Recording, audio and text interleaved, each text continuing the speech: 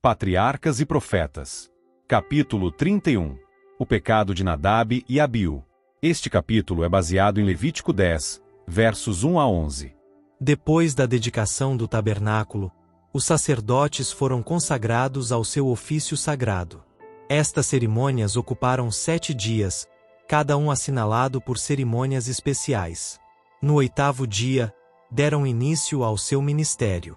Auxiliado por seus filhos, Arão ofereceu os sacrifícios que Deus ordenara, e levantou as mãos e abençoou o povo. Tudo havia sido feito conforme Deus indicara, e ele aceitou o sacrifício, e revelou sua glória de maneira notável. Fogo veio do Senhor e consumiu a oferta sobre o altar. O povo olhou para esta maravilhosa manifestação de poder divino. Com espanto e intenso interesse, nela viram o sinal da glória e favor de Deus, e alçaram uma aclamação geral de louvor e adoração, caindo sobre seu rosto como se estivessem na presença imediata de Jeová. Mas logo depois uma calamidade repentina e terrível caiu sobre a família do sumo sacerdote. À hora do culto, enquanto acendiam a Deus as orações e louvor do povo, 2 dos filhos de Arão tomaram cada um o seu incensário e queimaram incenso fragrante no mesmo, para elevar perante o Senhor um cheiro suave. Mas transgrediram a sua ordem pelo uso de fogo estranho. Números 3, verso 4. Para queimar o incenso apanharam fogo comum em vez do fogo sagrado que o próprio Deus acendera e ordenou fosse usado para tal fim. Por causa deste pecado, saiu fogo do Senhor e os devorou à vista do povo. Abaixo de Moisés e Arão, Nadab e Abiú eram os mais preeminentes em Israel. Tinham sido honrados de modo especial pelo Senhor, tendo-se-lhes permitido juntamente com os 70 anciãos verem sua glória no monte. Sua transgressão não deveria, entretanto, desculpar-se ou ser considerada levianamente. Tudo isto tornava mais ofensivo o seu pecado. Porque os homens receberam grande luz, porque tenham como príncipes de Israel subido ao monte, e hajam alcançado o privilégio de ter comunhão com Deus e demorar-se na luz da sua glória, não se lisonjeiem eles de que podem depois pecar impunemente, de que, visto terem sido de tal maneira honrados, Deus não será rigoroso no castigo de sua iniquidade. Isto é erro fatal. A grande luz e privilégios concedidos exigem uma retribuição de virtude e santidade correspondente à luz outorgada. Nada menos que isto poderá Deus aceitar. Grandes bênçãos e privilégios nunca devem embalar-nos em segurança ou despreocupação. Nunca devem dar liberdade ao pecado, nem fazer com que os recebem entendam que Deus não será exigente com eles. Todas as vantagens que Deus tem dado, são os seus meios para lançar fervor no espírito, zelo no esforço e vigor no executar sua santa vontade. Nadab e Abiú não haviam sido em sua juventude ensinados nos hábitos de domínio próprio. A disposição transigente do pai, sua falta de firmeza pelo que é reto, haviam-no levado a negligenciar a disciplina dos filhos. Havia-lhes permitido seguirem suas próprias inclinações. Hábitos de condescendência própria, durante muito tempo acalentados, alcançaram sobre eles um domínio que mesmo a responsabilidade do mais sagrado ofício não teve poder para quebrar. Não haviam sido ensinados a respeitar a autoridade do pai, nem se compenetravam da necessidade de estrita obediência aos mandos de Deus. A mal entendida indulgência de Arão com os filhos preparou-os para se tornarem objetos dos juízos divinos. O propósito de Deus era ensinar ao povo que devem dele aproximar-se com reverência e temor, e da maneira indicada por ele mesmo. Não pode ele aceitar uma obediência parcial. Não era bastante que nesta hora solene de culto quase tudo tivesse sido feito conforme ele determinara. Deus pronunciou uma maldição sobre aqueles que se afastam de seus mandamentos e não fazem diferença entre as coisas comuns e as coisas santas. Declara pelo profeta: Ai dos que ao mal chamam bem, e ao bem mal, que fazem da escuridade luz, e da luz escuridade. Ai dos que são sábios aos seus próprios olhos, e prudentes diante de si mesmos. Dos que justificam o ímpio por presentes, e ao justo negam justiça. Rejeitaram a lei do Senhor dos Exércitos, e desprezaram a palavra do Santo de Israel.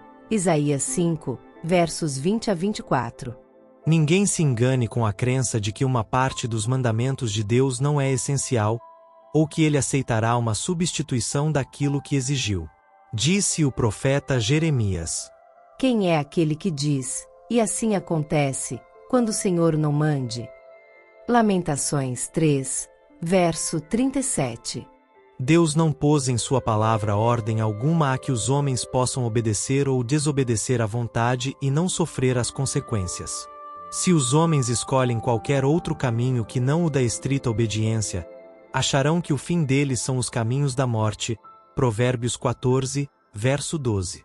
Moisés disse a Arão e a seus filhos Eleazar e Itamar: Não descobrireis as vossas cabeças, nem rasgareis vossos vestidos, para que não morrais, porque está sobre vós o azeite da unção do Senhor. Levítico 10, versos 6 e 7. O grande líder lembrou a seu irmão as palavras de Deus. Serei santificado naqueles que se cheguem a mim, e serei glorificado diante de todo o povo. Levítico 10, verso 3. Arão ficou em silêncio. A morte de seus filhos, extirpado sem aviso em tão terrível pecado, pecado que ele via agora ser o resultado de sua própria negligência ao dever, contorcia de angústia o coração do pai. Ele, porém, não deu expansão a seus sentimentos. Por manifestação alguma de pesar devia ele parecer simpatizar com o pecado. A congregação não devia ser levada a murmurar contra Deus. O Senhor queria ensinar seu povo a reconhecer a justiça de seus corretivos, a fim de que outros viessem a temer. Havia em Israel aqueles a quem o aviso deste terrível juízo preservaria de contarem tanto com a paciência divina que por sua vez selassem enfim o próprio destino. A reprovação divina vem contra aquela falsa simpatia pelo pecador, a qual se esforça por lhe desculpar o pecado. O efeito do pecado é o amortecimento das percepções morais, de modo que o malfeitor não se compenetra da enormidade da transgressão, e sem o poder convincente do Espírito Santo fica em cegueira parcial em relação ao seu pecado. Tem os servos de Cristo o dever de mostrar aos que assim erram o seu perigo. Aqueles que destroem o efeito da advertência, cegando os olhos aos pecadores ante o caráter e resultados verdadeiros do pecado, muitas vezes se gabam de que assim dão provas de caridade, estão, porém, agindo diretamente no sentido de opor-se ao Espírito Santo de Deus e estorvar-lhe a obra. Estão acalentando o pecador para que descanse à beira da destruição. Estão se fazendo participantes de sua culpa, e incorrendo em terrível responsabilidade pela sua impenitência. Muitos têm descido à ruína como resultado desta falsa e enganosa simpatia. Nadab e Abiú nunca teriam cometido aquele pecado fatal, se não se houvessem primeiramente em parte intoxicado pelo livre uso do vinho. Compreendiam que o mais cuidadoso e solene preparo era necessário antes de se apresentarem no santuário, onde era manifestada a presença divina, pela intemperança, porém, perderam a idoneidade para o seu santo ofício.